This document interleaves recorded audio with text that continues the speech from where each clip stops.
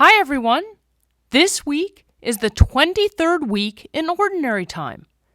Ordinary Time is green because we are growing in our understanding of Jesus and his teachings.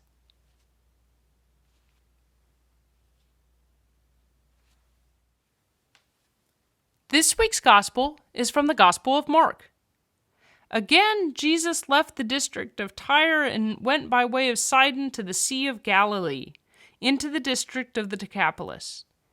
And people brought to him a deaf man who had a speech impediment, and begged him to lay his hand on him. He took him off by himself away from the crowd. He put his finger into the man's ear, and spitting, touched his tongue, and then he looked up to heaven and groaned, and said to him, Ephphatha, that is, be opened. And immediately the man's ears were opened. His speech impediment was removed, and he spoke plainly.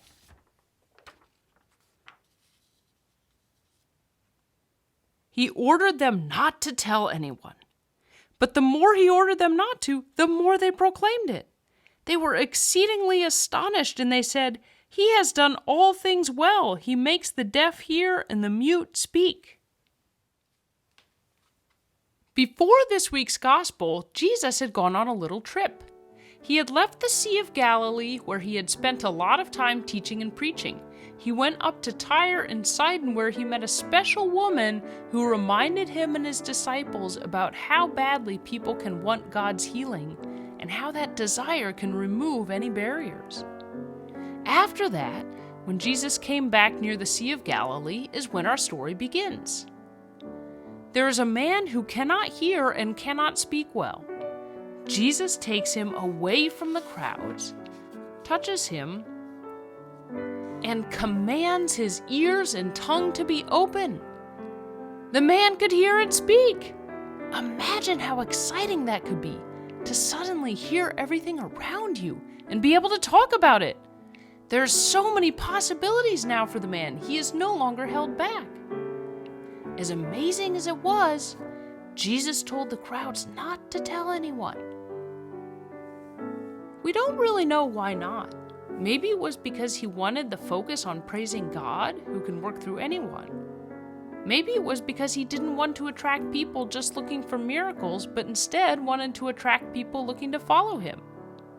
Maybe it was because he knew he would get in trouble, which did happen in the end. In any case, people somehow couldn't help themselves and went and told the good news to everyone who would listen. Jesus had truly worked a miracle in this man's lives and in others' lives too. In what way can we be deaf and not hear things around us? Can we sometimes be deaf to the voice of God in our lives? The man also had difficulty speaking. Have you ever had difficulty speaking? How would it be to suddenly be able to speak freely? If we were healed and we saw someone around us healed, would we run out and tell everyone we could find? What has Jesus done for us that would want to make us run out and tell the whole world?